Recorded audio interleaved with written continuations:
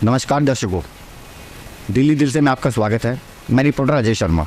दर्शकों, आज मैं आपसे एक ऐसे प्रोफेशन के बारे में बात करने जा रहा हूँ जिस प्रोफेशन की ज़रूरत हम लोगों को पड़ती रहती है। चाहे प्रॉपर्टी के पेपर बनवाने हो, मैरिज रजिस्ट्रेशन करवाना हो, कोई चोरी चकारी का केस हो, तो हम इस प्रोफेशन को ढूंढते हैं। जी हाँ, और ये प्रोफेशन है वकालत का प्रोफेशन। वैसे तो हमारे देश में बहुत बड़े बड़े वकील हुए हैं, आप सभी जानते हैं, लेकिन कुछ लोग ऐसे हैं जो अपने प्रोफेशन के साथ साथ समाज सेवा से भी जुड़े हुए हैं। जी हाँ, आज मैं आपको रूबरू कराऊंगा दिल्ली के एक वरिष्ठ वकील जिनका नाम है राजेश कौशिक। जी हाँ दोस्तों, राजेश जी अपने प्रोफेशन के साथ साथ समाज सेवा भी करते हैं। ये उन लोगों के केस बिल्कुल मुफ्त में लड़ते हैं जिनके पास केस लड़ने के लिए पैसे नहीं होते। तो आइए अब मैं आपको रूबरू करवाता हूँ राजेश कौशिक जी से। कौशिक साहब नमस्कार। नमस्कार सर, नमस्कार। कौशिक साहब, सबसे पहले मैं आपसे ये पूछना चाहूँगा कि आपने इस प्रोफेशन में आने की कैसे सोची? सर ऐसा हुआ कि मेरे परिवार में पहले से काफ़ी लोग थे इस प्रोफेशन में, और मैंने देखा कि कुछ लोगों को इस के बारे में बड़ी भ्रांतियाँ थी कि ऐसा होगा, वैसा होगा, ये होगा। लोग डराया करते थे, और गरीब लोगों की जैसे मदद होती है वो मदद करने के लिए कोई इतनी जल्दी तैयार नहीं होता था। मैंने देखा कि इनको सही ज्ञान नहीं दिया जा रहा है। तब मैंने सोचा, और कहीं किसी से सुना था कि एक टीचर, एक एडवोकेट और एक डॉक्टर, वो चाहे ना तो अपनी कमाई के साथ साथ कहीं पे समाज की भी सेवा कर सकता है। तो मेरे मन में आया कि जिन लोगों को इस चीज़ में कम समझ है या मैं किसी की मदद कर सकता हूं, तो क्यों ना मैं मदद करूं। कौशिक साहब, लोग आपको एक वकील कम और एक समाज सेवक ज़्यादा बोलते हैं, तो ऐसा सुनने के बाद आपको कैसा फील होता है? देखिए सर, हमेशा खुशी होती है कोई अब मेरी तारीफ़ करेगा या मेरे बारे में अच्छा बोलेगा तो, लेकिन हाँ, मैं ना केवल अपने क्लाइंट्स की, समाज की, इवन कि अपने वकील भाई बहनों के लिए भी मदद के लिए हमेशा रहता हूँ। वकील साहब, ये तो बहुत अच्छी बात है कि आप समाज के लिए हमेशा खड़े हैं, और आपने बहुत सारे गरीब परिवारों की, गरीब लोगों की बहुत मदद भी की है। मैंने आपके बारे में काफ़ी सुना भी है, इसलिए मैं आज आपका इंटरव्यू लेने आया। मैं बहुत टाइम से चाह रहा था कि मैं आपके पास आऊँ, आपका इंटरव्यू लूँ, लेकिन वो सौभाग्य मुझे आज प्राप्त हुआ है, और आपने मुझे वक्त दिया, उसके लिए मैं आपका धन्यवाद भी करना चाहूँगा। और वकील साहब, मैं आपसे एक बात ये पूछना चाहता हूँ कि आज की डेट में क्राइम बढ़ता जा रहा है और युवा पीढ़ी ये सोचती है कि आज हम कुछ भी कर लें, अरे वकील साहब तो हैं, हमें बचा लेंगे। तो आप उन युवाओं के बारे में क्या कहना चाहेंगे? ये एक बहुत बड़ी गलत समझ है लोगों के बारे में कि वकील साहब है तो बचा लेंगे। देखिए, हम जो हैं किसी के लिए भी केस के लिए हम कोर्ट के सामने बात रखते हैं कि ऐसा हुआ, ये हुआ, ऐसा हुआ, हमारे साथ ये दिक्कत हुई, ऐसा नहीं है।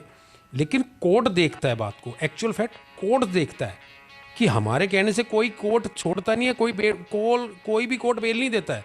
बेल देता है आपके सच्चाई के ग्राउंड पे। हमारे से एक कोई वकील होना, एक अच्छे वकील साहब का होना, ये कोई बात नहीं है। अगर आपके फैक्ट्स सच होंगे, आप सच्चे होंगे, तो आपको कोर्ट बेल देगी। आप कोर्ट से छूटोगे तो आप बरी आओगे।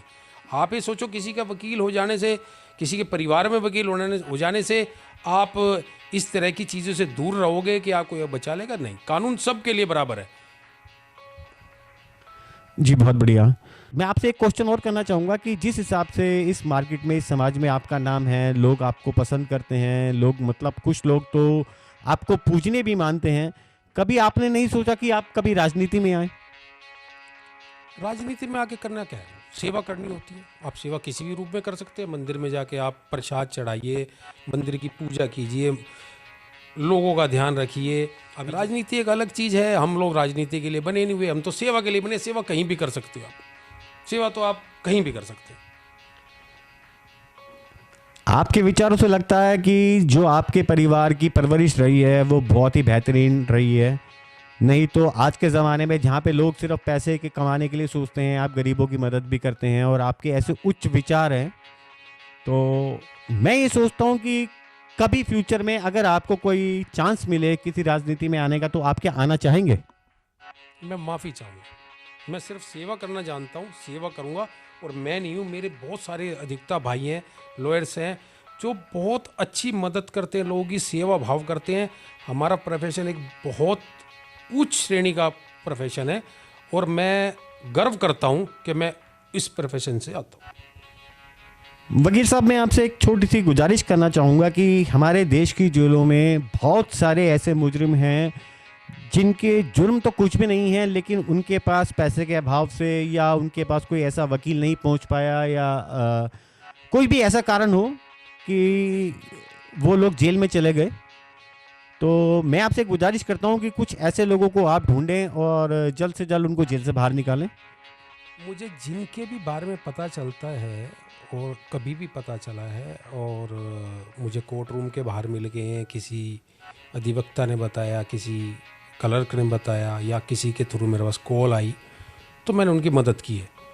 और मैं आपके माध्यम से पहले तो मैं आपको धन्यवाद दे दूं कि आपने मेरे को इतना समय दिया, मेरे को इस लायक समझा। लेकिन मैं आपके माध्यम से मैं ये कहना चाहता हूं कि किसी को भी निःशुल्क मेरे से किसी भी तरह की एडवाइस, सलाह की ज़रूरत हो तो शाम को 4 से 6 बजे के बीच में मेरे से कॉल करके पूछ सकता। तो सर, अगर आप चाहें और आपकी परमिशन हो तो जो बात आपने बोली कि 4 से लेकर 6 बजे तक आपसे निःशुल्क परामर्श ले सकता है, तो क्या ये एक टैग लाइन हम अपने आपके इंटरव्यू के साथ अपने न्यूज़ चैनल के ऊपर चला सकते हैं? बिल्कुल चला सकते हैं। आपका मोबाइल नंबर भी दे सकते हैं? बिल्कुल मोबाइल नंबर दे सके, लेकिन मैं क्षमा चाहूँगा कि उस वक्त 4 से 6 मेरे पास एडवाइस के लिए, इन चीज़ों के लिए कॉल आते हैं और कुछ थोड़ा सा 4 to 4:30 मैं बिजी भी होता हूँ। अगर मैं किसी को कम समय दे पाऊँ तो इस बात का बुरा ना माने। ज़्यादा समय चाहिए तो मेरे से कॉल करके टाइम ले ले और कोर्ट में आए और आराम से बात करें। मेरे कोई भी मैं चार्ज नहीं करता, कंसल्टेशन चार्ज नहीं करता। वकील साहब, आपसे बात करके हमें बहुत अच्छा लगा और हम उम्मीद करते हैं कि जैसे अभी आप समाज सेवा कर रहे हैं आगे भी करते रहेंगे और भगवान आपको आपके प्रोफेशन में बहुत तरक्की दे। और हमें समय देने के लिए आपका बहुत बहुत धन्यवाद। धन्यवाद।